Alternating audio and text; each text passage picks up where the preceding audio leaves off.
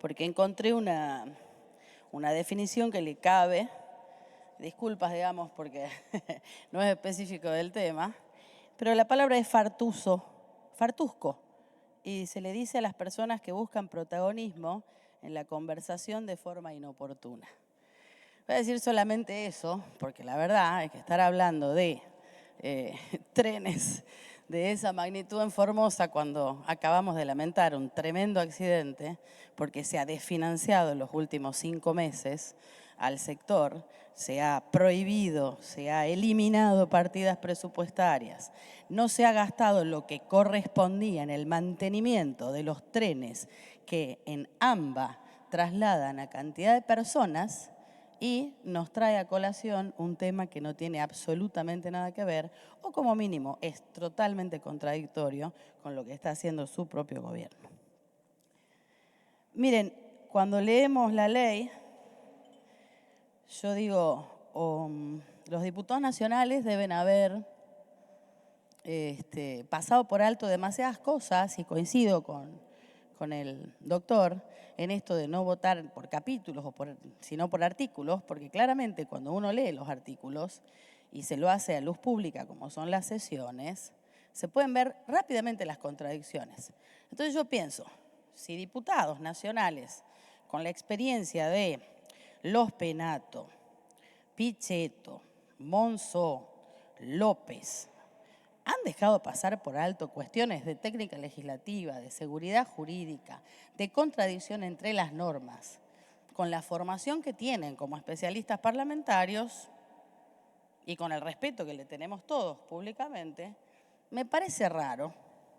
Entonces ahí voy a que no es un problema intelectual, no es un problema de formación de leyes, porque cualquier legislador con la experiencia que nosotros tenemos saltan a la vista esas contradicciones. Entonces es un problema político. Yo he participado varios años como diputada nacional y hay como una cultura en la Cámara Baja de decir, bueno, dejemos pasar estas cosas, dejemos pasar estos errores, dejemos pasar esto porque en la Cámara Alta, en el Senado, lo van a arreglar. Entonces digo, bueno, capaz que la intención fue dejar pasar allá rápidamente, sacarse de encima el problemita de la ley ómnibus, de la ley combi, de la ley bases, no sé ya cuántos nombres le han puesto a esta ley, para que resolvamos el problema acá. Y acá estamos. Muchas gracias a todos por participar, pero sobre todo a los senadores y senadoras que entendieron que acá no podemos ser una cámara ciega, sorda, muda, que no se fije en las cosas que los demás no se han fijado por comodidad, por manipulación, por conveniencia política o por medir los tiempos. Por lo tanto, coincido con la posición del senador Lustó y de muchos de los senadores que he escuchado ayer, hoy, a través de los medios, de prestar mucha atención y de que aquellos que quieran aprobar y generar esta ley traten de mejorarla lo máximo posible. Nosotros consideramos que ese esfuerzo es válido, es legítimo, pero que en definitiva es un poco contradictorio porque el problema está en la ley, en lo global, y creo que la exposición del doctor Gil Domínguez ha sido suficiente.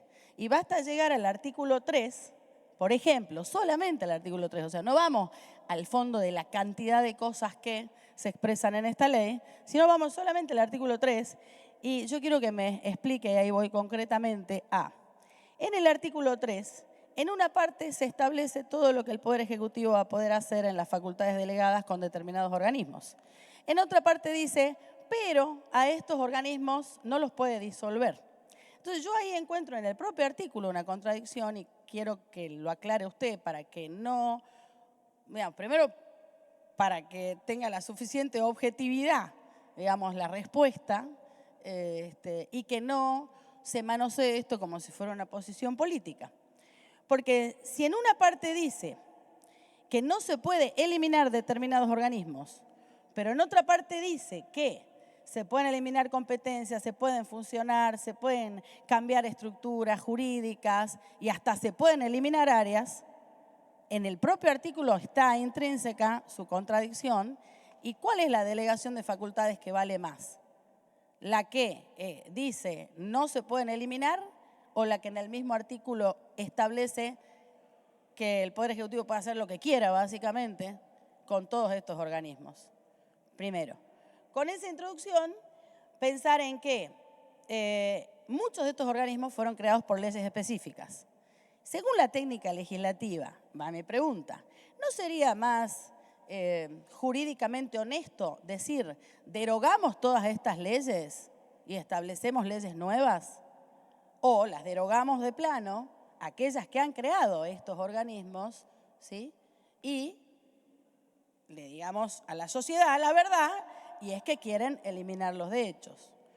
O bien, en la técnica legislativa y jurídicamente siendo más claros, no deberían establecer, vamos a eliminar tal artículo, tal de tal ley que creó el ANMAT, que creó el INTI, que creó tal cosa, para ser absolutamente claros con lo que quieren hacer.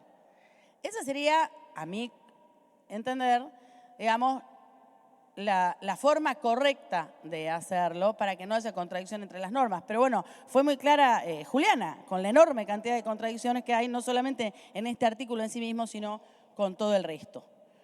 Y ahí vamos a lo otro. Esto no podría ser una maniobra casi ilegal que se estaría justificando. Digo, porque están contrapuestos, digamos, los objetivos del mismo artículo. Ahora, si estos artículos fueran aprobados, podríamos pensar que el INTI, como en la ley diría que no los puede eliminar y que quede creado, pero no le ponemos partida presupuestaria, pero no le generamos los recursos que garanticen su estructura y funcionamiento, pero no se cumple con las estructuras jurídicas que disponen las normas. Digo, ¿quién harían todas esas tareas?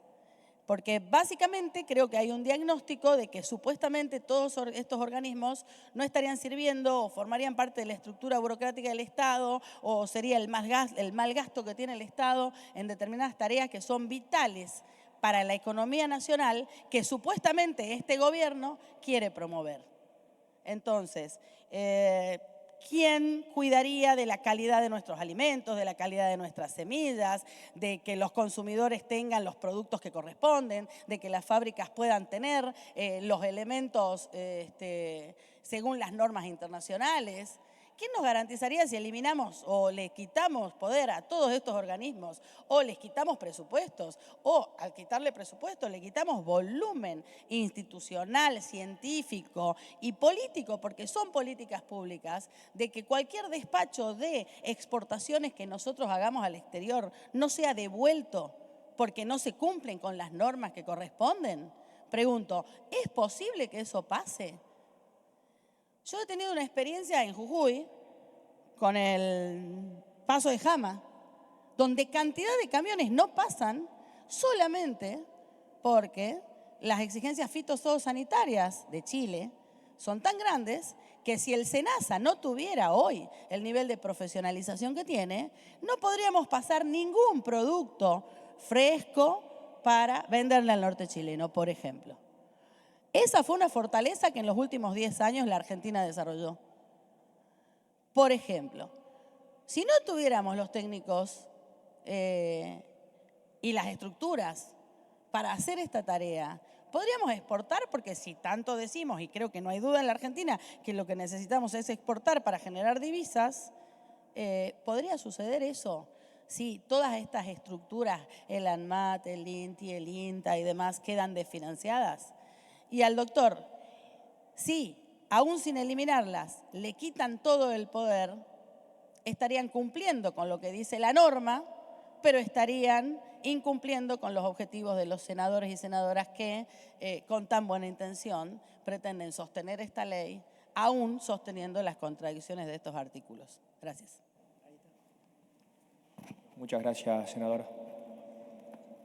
¿Toma la respuesta? ¿Toma la respuesta?